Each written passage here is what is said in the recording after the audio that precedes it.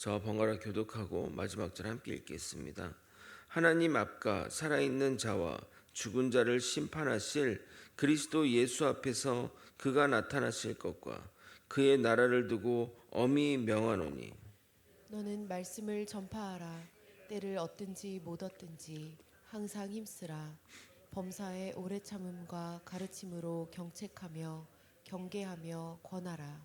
때가 이르니 사람이 바른 교훈을 받지 아니하며 귀가 가려워서 자기의 사욕을 따를 스승을 많이 두고 또 그 귀를 진리에서 돌이켜 허탄한 이야기를 따르리라. 함께 읽겠습니다. 그러나 너는 모든 일에 신중하여 고난을 받으며 전도자의 일을 하며 내 직무를 다하라. 아멘. 성경은 하나님의 감동으로 쓰여진 책으로 성경은 무오하다는 것을 그리고 하나님의 책임을 믿음으로 가져야 할 것입니다. 그런 것이 무너지면 우리의 신앙은 폭풍 가운데 있는 배처럼 이리 흔들리고 저리 흔들리게 될 것입니다. 가끔 신학자들의 이야기를 들으면 멀쩡한 사람도 의심들게 만듭니다. 그럴 때는 정말 모르는 게 약이고 아는 게 병이다라는 생각을 지을 수가 없습니다. 우리가 성경을 친구처럼 배우자처럼 옆에 끼고 살아야 하는 이유는 성경을 통해 하나님의 온전한 사람이 되게 하며 모든 선한 일을 행할 능력을 얻기 때문입니다. 성경을 열심히 묵상하는 사람치고 나쁜 사람이 되려고 하거나 자기 욕심에 사는 사람을 보지 못했습니다. 베풀고 나누고 정직하게 살려고 하고 남에게 선행을 베풀고 등 너무나 아름다운 세상을 만들기 위해 노력하게 됩니다. 오늘 읽은 4장은 사도 바울의 마지막 편지의 마지막 장입니다. 사도 바울은 아마도 자신의 죽음을 예감한 것 같아 좀 개인적인 내용들이 많이 담겨 있습니다. 그래서 4장은 사도 바울의 유언이라고도 말하기도 합니다. 하지만 그 가운데 한 칼을 가지고 있는데 그 내용이 오늘 본문의 내용입니다. 오늘 읽은 본문은 공적인 유언이라 하겠습니다. 그가 디모데에게 마지막으로 하고 싶었던 말이 무엇인지 살펴보면서 말씀 가운데 큰 깨달음과 은혜가 있기를 예수님의 이름으로 소망합니다. 사도 바울은 그의 공식적인 유언을 매우 강력한 문구로 시작합니다. 1절을 다시 한번 읽겠습니다.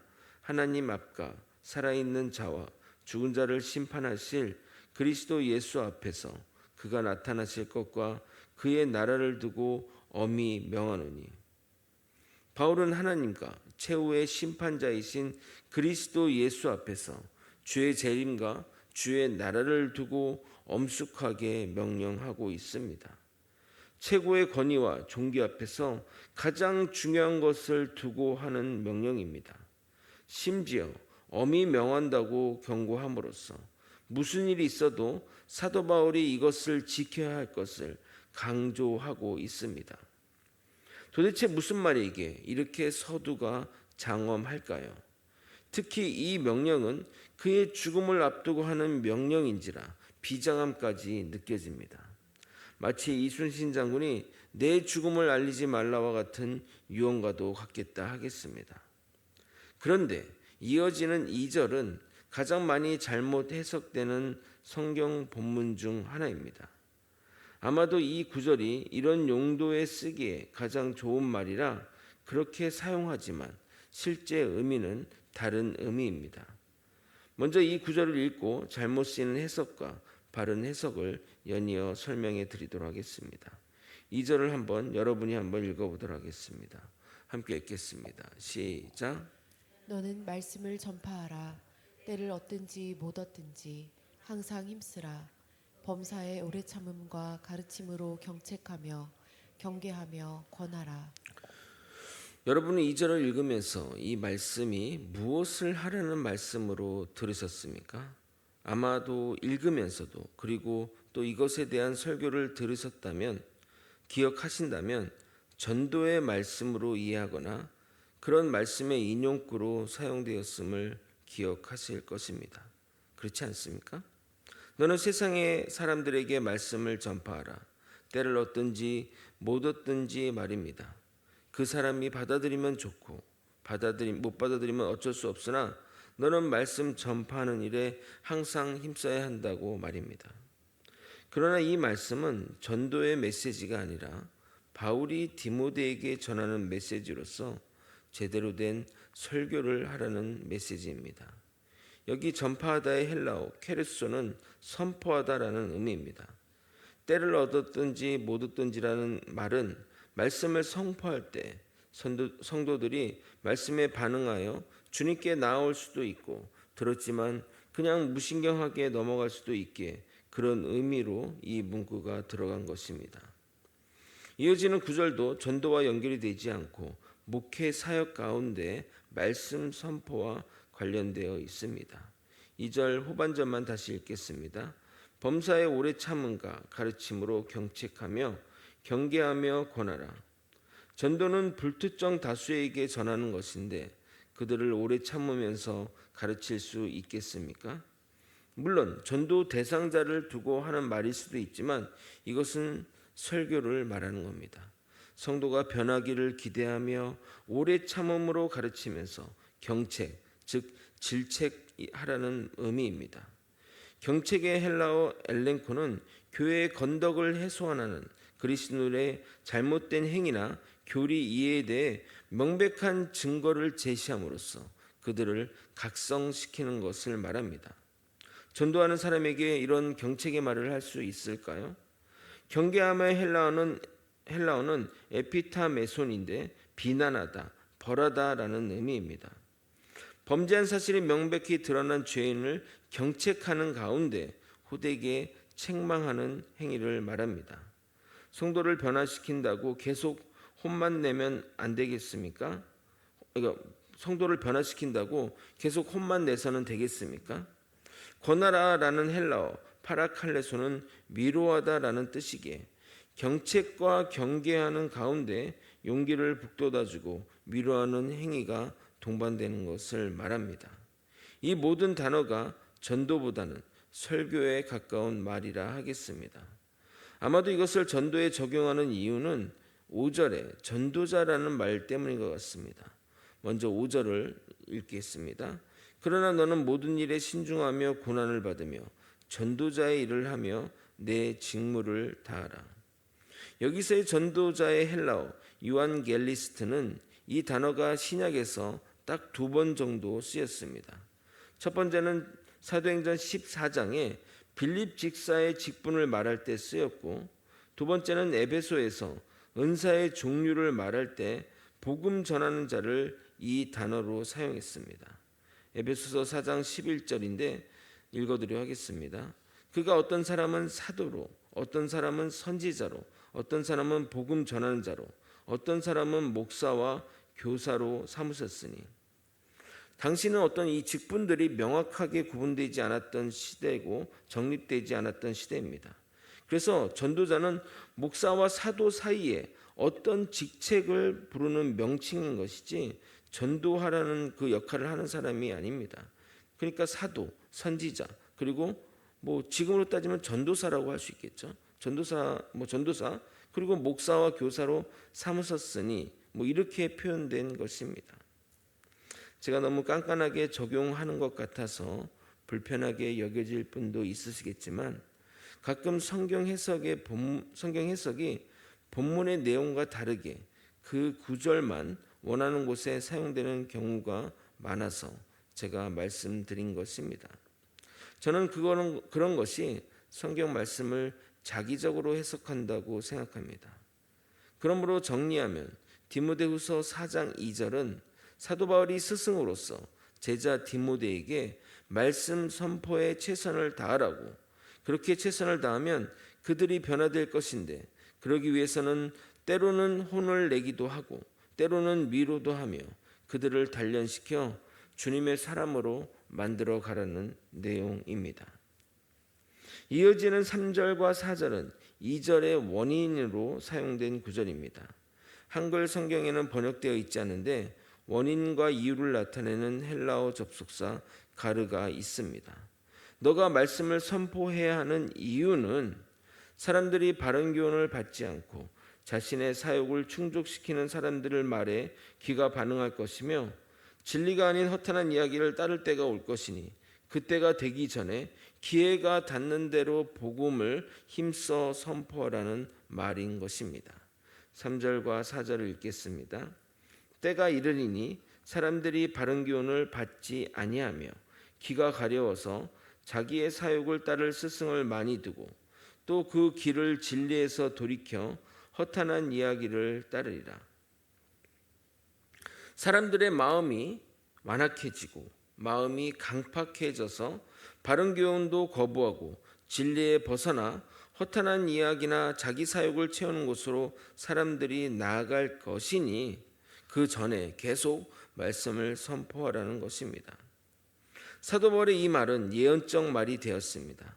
점점 기독교에 대한 탄압이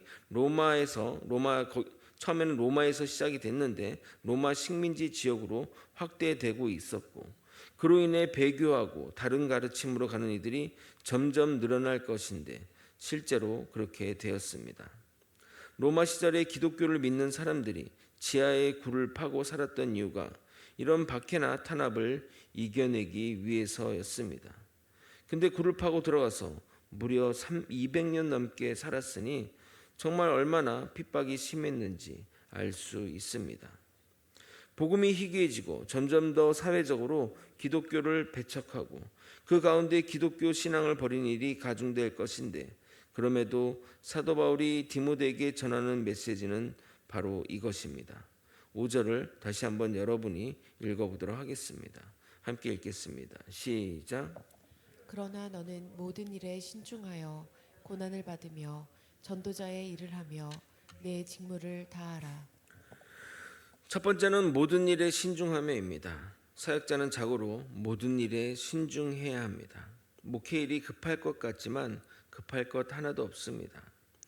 제가 사역 초창기에는 너무나 급했습니다. 복음의 열정이 넘쳐서 빨리 하지 않으면 죽을 것 같아서 말입니다.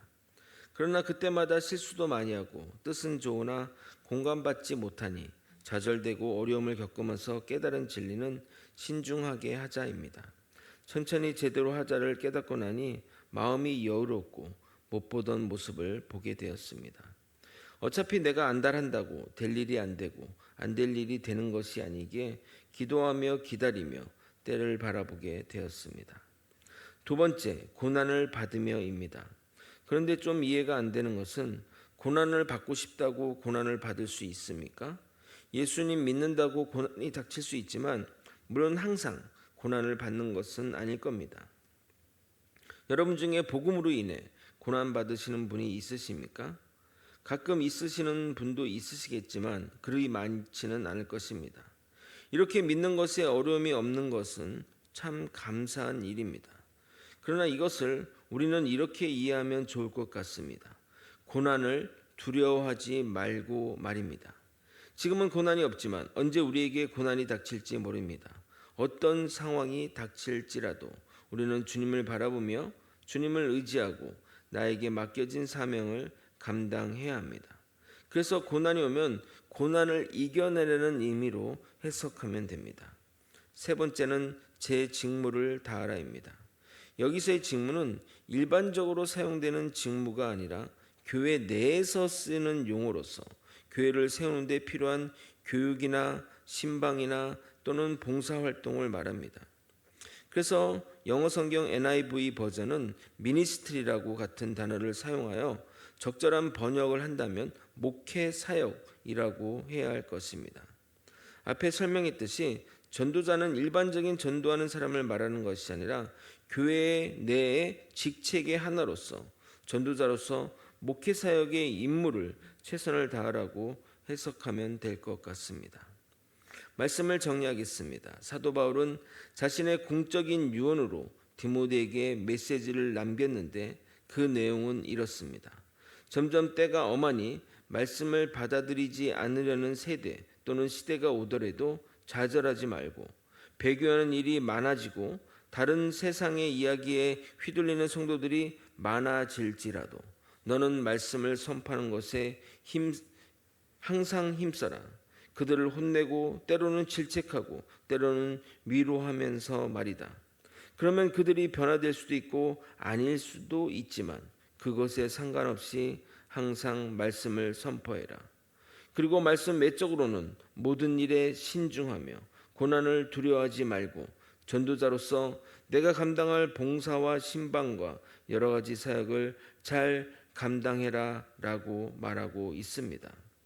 그의 특별하지도 그렇다고 가볍지도 않은 이 메시지는 그가 디모데에게 전하는 마지막 말이 되었고 아마도 디모데는 들은 말씀대로 사명을 끝까지 감당하다 주님 만나러 갔을 것입니다. 우리 또한 이 메시지를 우리에게 주시는 하나님의 말씀으로 받아들여 언제나 예수님을 전하며 주어진 여러분의 사명을 잘 감당하시기를 예수 그리스도 이름으로 축원드립니다. 기도하시겠습니다.